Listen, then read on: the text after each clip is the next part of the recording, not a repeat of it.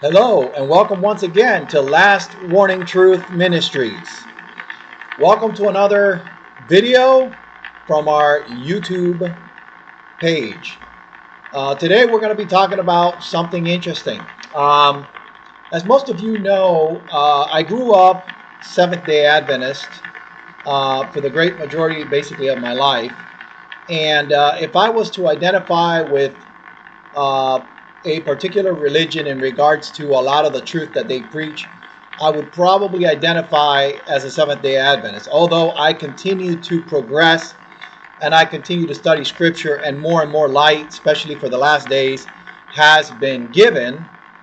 But nonetheless, the pillars of the Adventist belief still remain a foundational part of my life. The 2300-day prophecy, the Sabbath, the truth regarding the health message, and so much more still holds a dear part of our lives. So we want to address something regarding the Seventh-day Adventist congregation that many people don't talk about. I used to have it in my YouTube page, but most of you know that that old YouTube page no longer exists. So I felt that it would be good to create another video in regards to the Seventh-day Adventist logo in our new YouTube page. So my brothers and sisters, if you have not done so already, please hit like, subscribe, share these messages with others, leave us a message. You can always send us an email at javi144000@aol.com. Okay, my brothers and sisters, so what was the old SDA logo? Well, for most of you who know about the SDA or grew up SDA or came into the SDA earlier on, you will remember that the logo of the Seventh-day Adventist always was three malachims. People would call them three angels message. But it's three messages of Malachim going to the world. Now, I know they depict a globe, which that by itself is a deception for those of you who know the truth. But regardless of the fact,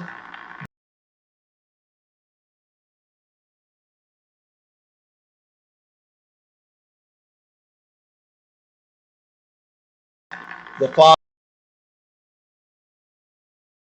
and the RUACH. Okay? So three messages to the world as a final warning that stands in stark contrast to the lasciviousness and sin of the world. However, that changed. At one point in history, the SDAs decided to take away their three Malachims logo and change it to something else. And I'm not going to show you that just yet. Well, actually, why not? They decided to change it to this. Okay? That's what they decided to change it to. And before we get into the logo itself, we need to explain a few things so that it could be fresh in everybody's mind. And then we can dig into the logo so we can see what's really going on here. My brothers and sisters, secret societies run the show, okay? Specifically, the higher end is the Jesuit order, which is the right arm of the Roman Catholic system. And they control everything from the military-industrial complex to the financial systems of the world to the school and education system to try to indoctrinate the mind of the child at an early age. So, believe it or not, the scripture tells us that the whole world wandered after the beast. That means that every nation is being controlled by this beast system. And a beast in scripture represents a political and religious system together. No separation of church and state, or no separation of congregation and state. So the first thing that I want to address is the number 6, because later on all of these things that I'm going to be addressing are going to come into full view. But right now I want to talk about the number 6, because just like Yahuwah has numbers, the 7, the 12, the 14, the 3. Yahuwah uses certain numbers. The devil seems to also like to use certain numbers. For example, the number 6. And we understand that man was created in day 6. And who was the one that rebelled against his maker? Man. So the number 6 became a very interesting number to the Luciferians. As a matter of fact, even the book of Revelation talks about the man of sin and the number 666. In other words, the number 6 repeated 3 times. Usually when something is repeated in scripture 3 times, it's because it's of high importance. So we see that the number 6 is a very, very important number for the Luciferians. Now, the other thing I want to address is the pyramids. Pyramids were constructed foundationally for sun worship. As a matter of fact, many of them were built, or some of them were built in the latitude 33, which is a very interesting number, and I've been through that number before. But the pyramids also align in certain days of the year, in the solar solstice and so what, and so forth. And all the rooms seem to light up in that certain day of the year because the pyramid was constructed as such that it would align with the sun, because they would worship the sun. But it was also a burial ground for the mummies. And what's interesting about pyramids is that pyramids are found in any continent in the world. You can Google that yourself. It's found in the Americas. It's found in the African continent. Even in the Asian continents. Pyramids are found everywhere on Earth because we understand that all of pagan religions stem from Babylon, and we understand that this is where it all originates, and it's stemmed throughout the whole Earth. So the pyramid has also become a symbol to the Luciferians. It's become a symbol of their pride. It's become a symbol of their power. But it's also, more importantly, become a symbol of who they worship, the sun god. As a matter of fact, I pulled out a couple of images here from the internet, but you can actually verify these yourself. If you look at the back of the dollar bill, you're going to see that the very great seal is a pyramid. And what do we find on top of the pyramid? Well, we find the Eye of Horus, which again is another name for Tammuz, which again is the sun god. So we see not only the eye, but also the eye represents the sun. That's why the sun is shining above the pyramid. Okay? So the pyramid became a symbol of Luciferianism. Okay? And just like the 6, because man was created on day 6, and 3 times that number, 666, is obviously the number of the man of sin in Scripture. And for those of you who don't know, but those words that are around the pyramid, they spell out Annuit Coeptus, Nubus Ora Secludum, which means we have achieved a new world order, essentially. So we see that the people that run the show behind the scenes use this pyramid as one of their symbols. Very heavily used. As a matter of fact, man, you can see it in movies, clothing lines, cars. As a matter of fact, I pulled out just a few because we don't want to waste too much time, but we pulled out just a few so you can see. For example, the Mitsubishi symbol is a pyramid. Usually they form different, they do it in a very inconspicuous ways where they put different symbols and then they all together form a pyramid. Sometimes you'll see a 6-point, again, the number 6, a 6-pointed star. But when you look at it closely, you can draw the lines and you can see the pyramids sometimes facing up and sometimes facing down, or sometimes both. Like in the case of Walmart. If you look at the Walmart emblem, and I'll show you this here. If you look at the Walmart symbol, I'm going to blow that up so you can see. But if you look at the Walmart symbol, it's, again, 6 rays of sunlight, right? 1, 2, 3, 4, 5, 6. 6 rays of sunlight. Interesting. Not 7, not 5, not 8. 6. The number of rebellion. But what's interesting is that the way that they put it, most people would just look at it and say, oh, that's just sun rays. If you look at it really closely and connect the dots, my brothers and sisters, you're going to realize that if you connect the dot from here to here to here and back, it's a pyramid. It's a perfect pyramid. Same thing if you do it upside down, from here to here to here to here. Again, it's an upside down pyramid. So we see that these great companies of the world have it right there in plain sight. Most people don't see it. And you know what? It's not just in the Walmart logo. You can even look at it, and again, they disguise it in different ways. Look at the Tesla. It's not only the T for Tammuz, but it's also an upside down pyramid. And I guess we can go on and on and on with this forever. You can look at the recycling symbol. What is the recycling symbol, which is part of the New World Order? It's a pyramid. It's a pyramid, okay? So, and like I said, we can go on forever, right? We can look at the Masonic logo. It's also a pyramid, right? With this square and compass. So regardless, we know that this is a fact. I mean, this is reality. Sometimes they hide. Look at the Adidas symbol. Another pyramid. Or you can actually put it like that. It's also a pyramid. Regardless, it's a pyramid. And sometimes they hide sun worship, which, by the way, the number 6 and the pyramid are closely knit or tied together to sun worship, as we saw in the back of the dollar bill with the sun on the top. But also, the sun can also be worshipped as Baal, as a bull, right? And that is the case in the Toyota symbol.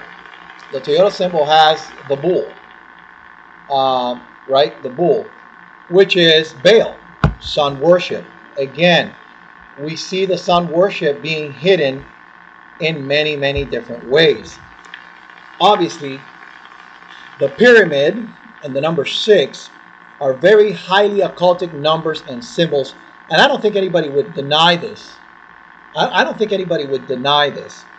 But anyway, it's very interesting, my brothers and sisters, that, and yeah, I think my wife wanted to say something. Well, I just wanted to make a little parenthesis about where is this all coming from, so that when my husband elaborates on it, you will understand that. I wanted to read you a quote from 1981 from the SDA Seventh Adventist General Conference President Neil C. Wilson, when he said that there's another universal and truly Catholic organization, the Seventh-day Adventist Church. And, you know, it was written in Adventist Review, March 5th, 1981, page 3. And it's interesting because, you know, again, there's a Catholic logo of... Yeah, yeah, exactly. Yeah, there's a Catholic logo with a pyramid there. Yeah, yeah, yeah. You can see that there. It's a Catholic logo. But anyway, and with the flame. And I want to just give a little story. Where is it all coming from? Because in 1982, there was event happened that actually basically started all this change, pretty much. In 2007 marks, 2007, they had the 25th anniversary of that event that happened in 1982, which is a publication of the Faith and Auto-Convergent Text, Baptism, Eucharism, and Ministry. It was organization. It was basically event that happened, including all the different churches and denominations getting together and signing the pact that they will accept each other's belief system, and they're not gonna look, basically like weird on each other, right? And later on, I'll read you a little bit, so you can just understand what they were trying to adjust. So there is no Catholic, there is no Protestant, there is no Orthodox Catholic, there is no Roman Catholic. You know, basically everybody has to include everybody. Right. And one of the parts of the ecumenical movement, besides of accepting the rituals and the ways that those churches are run and the way they minister and all they do, is also to, you know, make everybody uniformal and like a one world order designated. You know, how do you really do that? Well, you have to include some type of symbolism that's gonna unify everybody so we can identify each other, so we are inclusive. And part of that was to actually, you know, why they changed the logo from the previous one the way it was to the new one whatever it will be, and later on I will show you that. But also I wanted just to make a parenthesis that obviously Seventh-day Adventist Church was a participant of that event. And there's three major things that they were also talking about in that document. It was the baptism. It was trying to encourage all churches to make no issue of the mode of the age of baptism. If adult consent and decision baptism is practiced by immersion, that is acceptable as equally as infant sprinkling. That's the first thing they wanted to make, so we know that immersion is completely different from the baptism. And we do know what they practice in the Catholic Church when they sprinkle the children has nothing to do with the scripture. Second one was Eucharist, to encourage all to accept equally the various concepts, whether they be transubstantiation, which is the eating this every Sunday, they eat in the sun vapor and saying that it's Christ, and I call it right, consubstantiation, or the fact that the bread and the wine are symbols of the broken body and spilled blood of Yahushua HaMashiach. And the third is a ministry, to encourage all churches to work for the unchurched, but never to proselytize from other churches. The acceptance of this agreement would lead to the total capitulation from the final message which we are commissioned by our Elohim to give to the world. Loud cry of Revelation 18:4, come out of her, my people, that ye be not partakers of her sins, and that ye receive not of her plagues. And it's talking about Babylon, and we know that, you know, later on we're going to have videos explaining who the beast is, the mark of the beast, and we're going to talk about it, Catholic Church. And what I'm trying to show you guys that nothing happens overnight, and it's true what is being said, that usually if you want to change some symbolism or something, flag or logo or something, it has to happen through a lot of bureaucracy, time, and it usually has to be taken out to the general conference. But we know that this happened overnight. Nobody exactly. Yeah. And so later on you're gonna see what they included in that symbol, why they did it, and what it means. And yeah, and proof of what my wife is saying is that the fact that after one or two generations have passed, now most people don't even remember what the logo was. You tell people, hey, that was the logo of the Seventh-day Adventists, and they will tell you, what? You know, because they're so used to seeing the new logo, right? You're used to seeing this logo right here. That's the new logo of the Seventh-day Adventists. Now, we understand the truth regarding the number 6 being highly occultic. We understand the pyramids are highly occultic. So what I did was I got a piece of paper and I cut a pyramid out, and then what I did was I did a highlight. I did a highlight of the pyramid, okay, just so that it can really stand out. And what happened was I got the pyramid, right? I got the pyramid, and then I got the SDA logo. And what I did was I put them together. And it makes a perfect pyramid. Did you see that? Did you see that, my brothers and sisters? It makes a perfect pyramid, okay? But it does not stop there. Not only did they change the logo from this, the three Malachim's message, to the pyramid, but also they changed the three Malachims to 6 flames. Why 6? Why 6 flames? Why 6 flames? Why take away the Father, the Son, and the Ruach, or the three Malachim's message to the world, and replace it with the number 6, or 6 flames engulfing the earth? If we know that 6 is a highly occultic number, is the day that man was created, and we know that man was the one that sinned and was the one who rebelled, and also 6 repeated 3 times as the man of sin. So why would you take away the 3, replace it with 6 flames? Why would you take away the 3 Malachim's logo and replace it with a sun-worshipping pyramid logo? My brothers and sisters, come on. And you know what? It doesn't even stop there. They have a supposed cross on their logo. They have a cross on their logo. Did you know that if you highlight the cross on the logo of the SDA, you get an upside down cross? Did you know that? If you highlight it, it's an upside down cross, the same upside down cross we see in the back of the seat of the papacy, as my wife is showing there on the screen.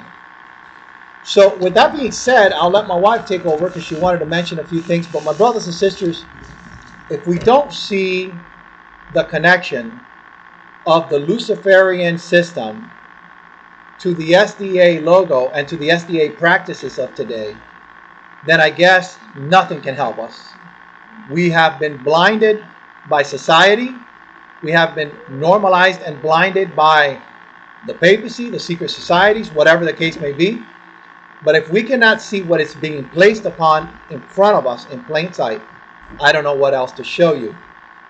My recommendation, do not follow man. Do not follow dogmas of man. Follow Scripture. Follow Scripture. Follow Scripture. Go to our YouTube page. Go down. Check out the videos. Check out the playlists. I got many controversial subjects that people thought they were following Yahushua when in reality they were following the originator of all this pyramid and 666 and all of that. Brothers and sisters, let me give my wife some time now as she wants to explain, and then we'll finish up. No, I just wanted to tell you that about that Baptist Eucharistic ministry, you know, when they had that in 1982, they had that logo, you see, there's the 3 lines that they use. And obviously I have to have this, you know, unifying message everywhere. Like they're gonna disguise it. Of course, you have to be able to discern that sometimes they might change the curve or color or maybe put something else behind it, but the actual substance of it doesn't change. So you guys also have to be able, like Yahushua give us the eyesight so we can see. You know, sometimes we might look at things and we don't understand and we say, oh, it's just a coincidence. Well, when you get all the coincidences together, for example, if you see the celebrities, they all cover their eye. You might say, okay, this person covered their eye and that person. But if you take all the pictures all together and you see they all covering their eye, and it's not necessarily with a hand, sometimes it can be with a bottle, sometimes it can be with anything. But the whole point, their one eye is covered. We do understand they trying to send the message. You know, we do understand who's standing behind it. Because it's the all-seeing eye. That's what it's all about. It's about the all-seeing eye. Yeah, so there's a lot of occultic different symbols. The pyramid is obviously not the only one.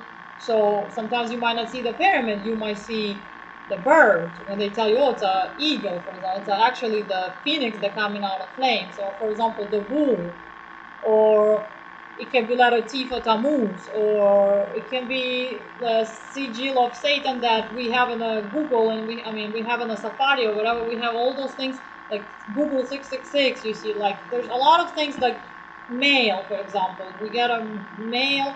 The little, that's not a letter, that's the apron of the 33-degree Freemasons, you know, like, again, you know, we have to look behind of what they always hiding in there, you see what I'm saying? So if you look at different things, you see those flames, sorry guys, those little flames,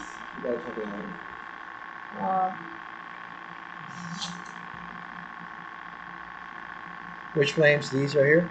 Right there, those? Yeah, all those different lines. You see the monster, you see that Ecumenical movement. Which, by the way, the monster sign right here, 666. that is 666. That is actually the Hebrew letters for 666. Again, The number 6, highly occultic. Content Provi. You guys can see the flames. Yeah. Obama, the same lines. I'll show you more.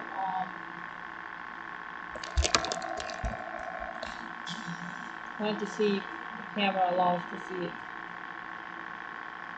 All those different lines. You see how they all kind of look the same? Yeah, it's ecumenical. It's an ecumenical. All those churches, they all.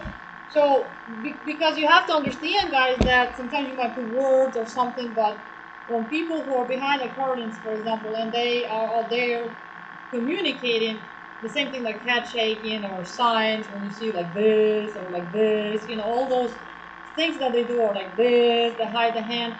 That's the way they secretly communicate.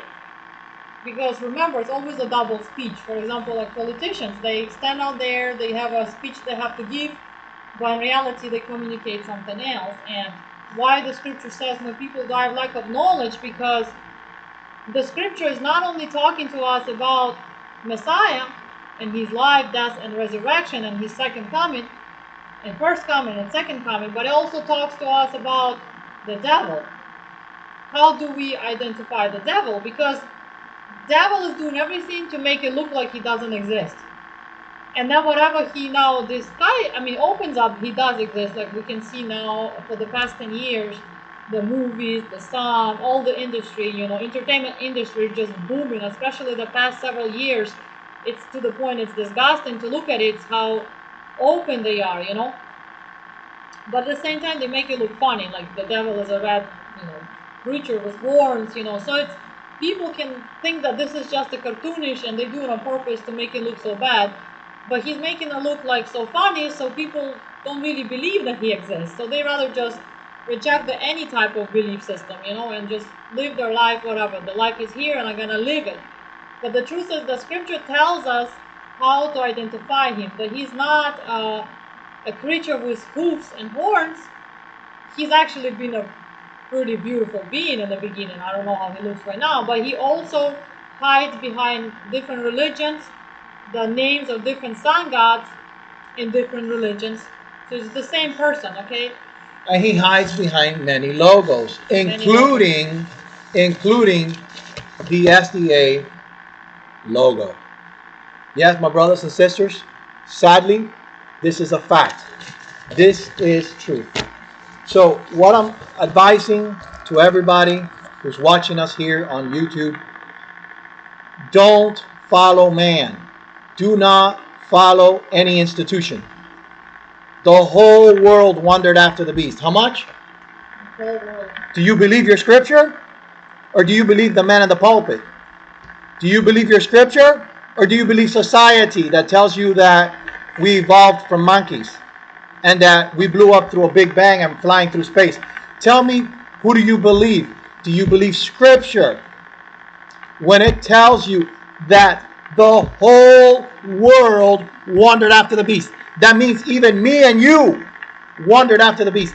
It is time to get out of Babylon. The only way to get out of Babylon is through a proper understanding of the scriptures. Brothers and sisters, I think my wife wanted to say one more thing and we're going to close. Well, I just want to read that verse in Revelation 13:3. And I saw one of his heads as having been slain to death, and his deadly wound was healed, and all earth marveled after the beast. And it's interesting because it's a Revelation 13:3, which is 33. Yeah, 13:3. 13 is a highly occultic number, and 33 is a highly occultic number. Very interesting how, you know, even though they weren't thinking about that, but how Yahuwah allowed the scripture to be divided. I think even the divisions are inspired of the scripture. Because you could even go to Revelation 14:4, which is 144, and it read about the 144,000. So I do believe that there is supernatural things that happen there in the scripture. So my brothers and sisters, this is the time now to get into the word. This is the time to get into the scripture. The end times are here. We're about to see the end times beginning sometime after the Feast of Trumpets 2024. This will last for approximately 7 years. If you want to know more about the end time scenario and how it all is going to boil down, go to my playlist and watch the 2031 series. I believe it's 6 or 7 videos in regards to this topic. Brothers and sisters, thank you so much for stopping by. Please leave us a message down. It really helps the algorithm. And please subscribe so you can keep receiving our information. Also, send us an email at javi144,000 at AOL.com. Thank you so much for stopping by and watching Last Warning Truth Ministries. Shalom.